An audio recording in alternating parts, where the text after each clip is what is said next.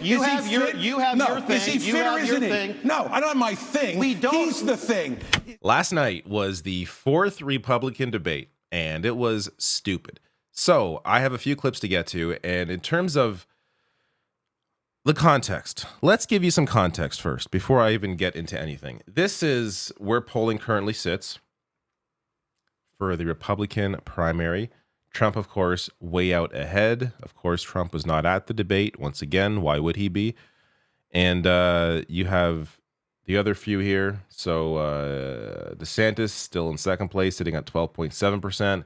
Nikki Haley has been slowly rising, now sitting at 10.6%. Ramaswamy sitting at 4.9%. Christie at 2.7%. And those are the four that are in the debate. It's important to compare this to the Democratic primary. Now, we're being told there is no primary. There is no Democratic primary. Yet, this doesn't look all that different from this. So RFK, who's out now, he was the red line here. He's now running as an independent and is an insane person. But you have Marianne Williamson, sitting at 8.3%, not far off from where Haley is now, and was way ahead of Haley for a long time. Haley only recently hit, above 8%. So Williamson sitting in second at 8.3%, and Dean Phillips sitting at 5.8%, which is higher than both Vivek and Christie. Dean Phillips, who he's been on television maybe a few times discussing this run, higher than Ramaswamy, where there's been an entire, media apparatus surrounding him, and Chris Christie, who's also gotten a lot of attention for attacking Donald Trump. So what is the point of this debate? What is the point of this primary? The only point is if Trump evaporates into thin air, and then there happens to be an actual race where one of these people may win the primary. That's ultimately what they're all betting on. Let's be clear here.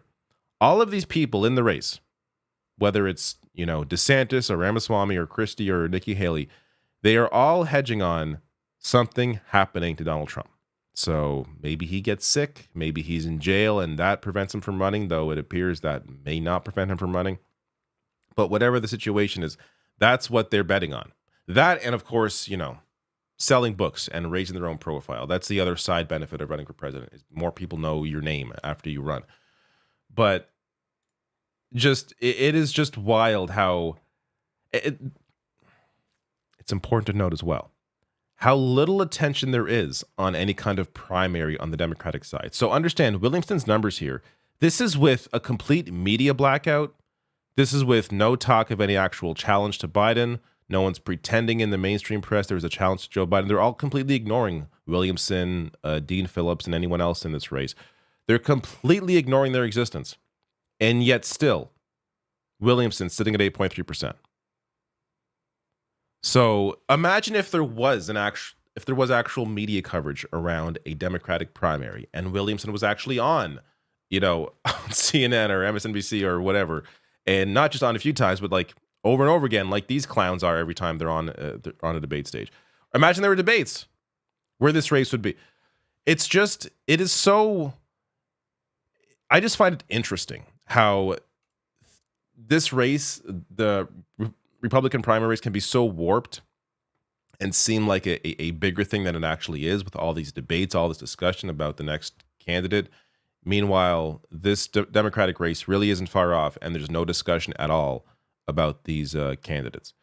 But let's get to... So I don't have a lot to share here from this debate. I have a few clips, and I have something that happened beforehand that I also want to give context for. But the debate is again, it's just regurgitating right-wing talking points for large swaths of time, a lot of anti-trans hysteria, once again, that absolute garbage, a lot of insanity about, immigration and the border, and a lot of just complete lies that I have dissected and debunked over and over. Do not have the energy to do it again with these clowns who aren't even important. So I'm just going to play a few clips that I found to be interesting. And one of them has to do with Christie, who is the only person, this is not giving him credit, it's just stating a fact. He is the only person that is even mentioning that Donald Trump exists, that he is the man to beat. Yet they're all pretending he does not exist. So check this out. I look at my watch now. We're 17 minutes into this debate.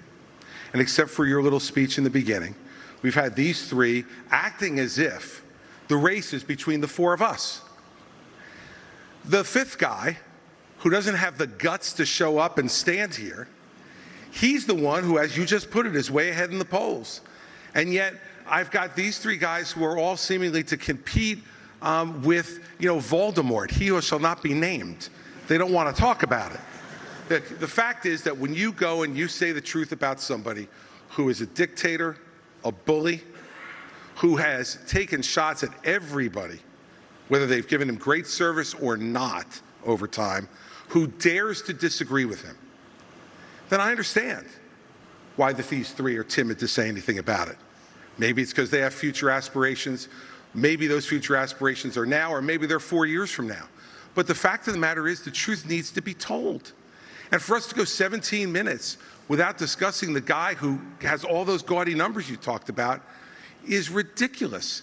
I'm in this race because the truth needs to be spoken. He is unfit. This is a guy who just said this past week that he wants to use the Department of Justice to go after his enemies when he gets in there.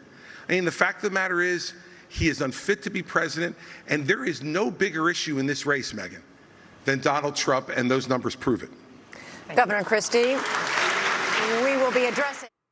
So the applause there was a little bit surprising, though if you watch the full debate, there are much louder applause lines. So in context, that applause really wasn't all that impressive. But it was just the fact that there was any applause at all for Christie criticizing Trump was to me a bit surprising. But so he goes here, mentioning how everyone's afraid of mentioning Trump. Of course, they're all so afraid of offending Donald Trump's base.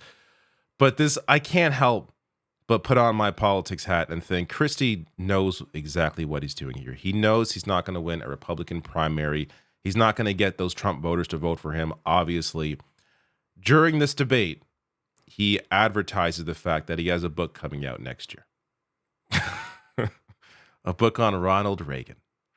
This is why he's here. He is selling a book. He's raising his own profile once again. He has his opportunity to appear more on television. He makes a lot of appearances now on CNN, MSNBC, so we can criticize Donald Trump. It's all a part of the whole angle for why he's doing this. I'm sure he actually does think Trump is an idiot, because they all think that. They all are not willing to say it, but they all think it. So it's maybe a little cathartic for Christie to say these things about Trump, but ultimately there's a reason why he is up there doing all of this. He is selling a book. He's selling himself. He's raising his profile.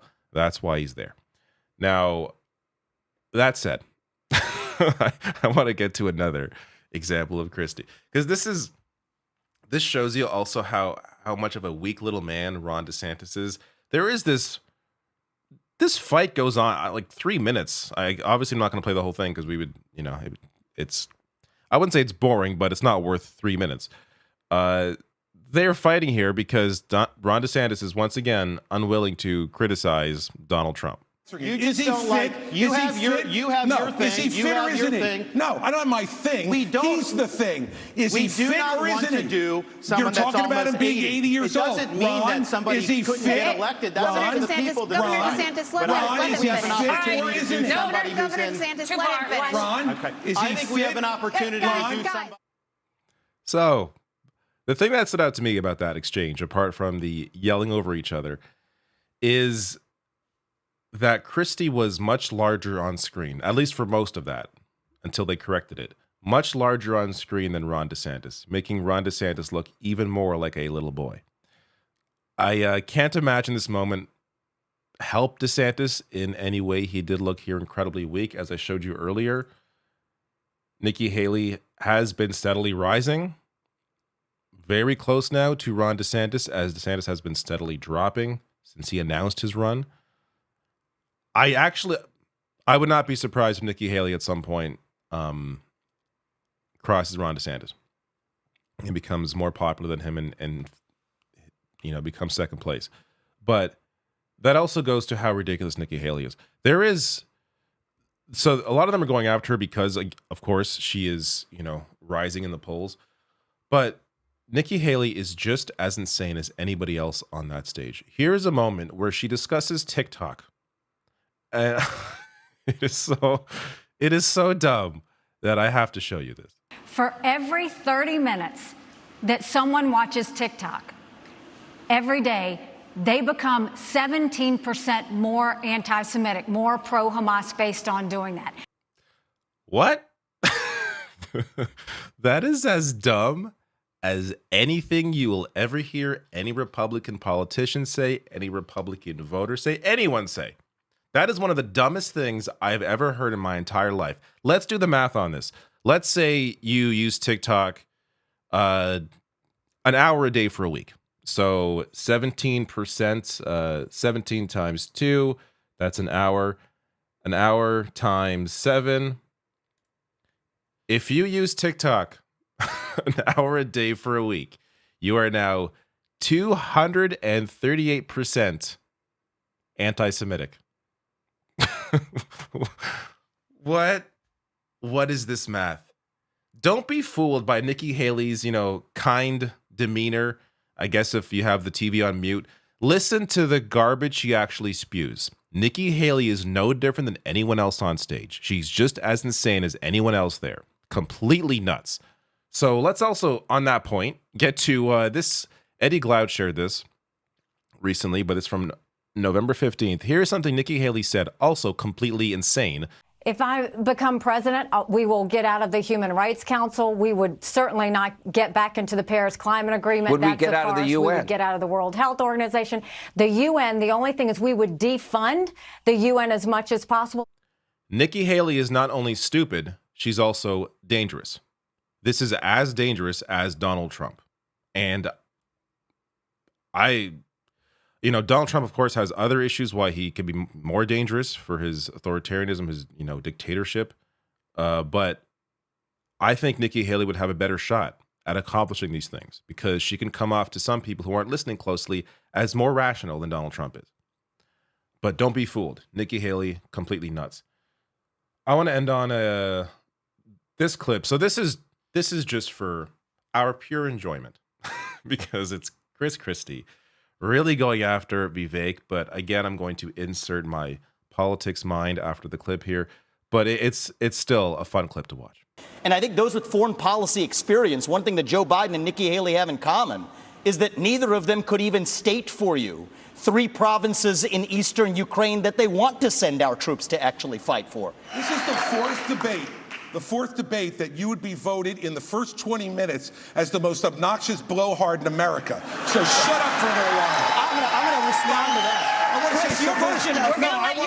We're now 25 minutes into this debate, and he has insulted Nikki Haley's basic intelligence, not her positions, her basic intelligence. She doesn't know regions. She wouldn't be able to find something on a map that his 3-year-old could find.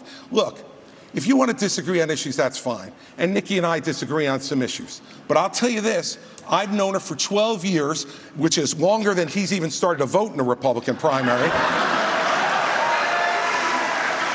And while we disagree about some issues and we disagree about who should be president of the United States, what we don't disagree on is this is a smart, accomplished woman, and you should stop insulting her. So I'm going to take this. Yeah, so smart that she believes for every 30 minutes you spend on TikTok, you become 17% more anti-Semitic. That said, so the first thing I saw from this debate, because I watched it this morning, was this clip is being shared around on Twitter, and this just clipped out this defense of this slamming of Vivek and this defense of Nikki Haley came off as really good for Christie, which also got me thinking, that's exactly why he's doing. He's not, I can't help it. He's not doing this to defend Nikki Haley. He's doing this to look good. And this made him look good. That doesn't mean this is going to lead to him growing. And this isn't about the primary. This is about his numbers growing just generally outside of Republican voters. That's what Chris Christie now is trying to get. He's trying to grow his support outside of the traditional conservative base by doing things like defending a woman on stage, which again, without context, looks good. In context and seeing the crap Nikki Haley has said, looks less good. But it does, the slamming of Vivek is also very satisfying to watch, considering how much of a, yes, blowhard Vivek is as well. But aren't they all? So there really is no winners here. But that's the fourth debate. There's apparently going to be 2 more at least next year. It sounds like CNN's trying to host a couple. Look, we can go back to the beginning here. That was my bowl, by the way. I had some cereal earlier. I don't know I still don't know what the point of these debates are. I mean, but I'm covering them. So I guess the point is if Trump does not become the candidate for some external reason, then these are one of the clowns that Republicans are going to be left with.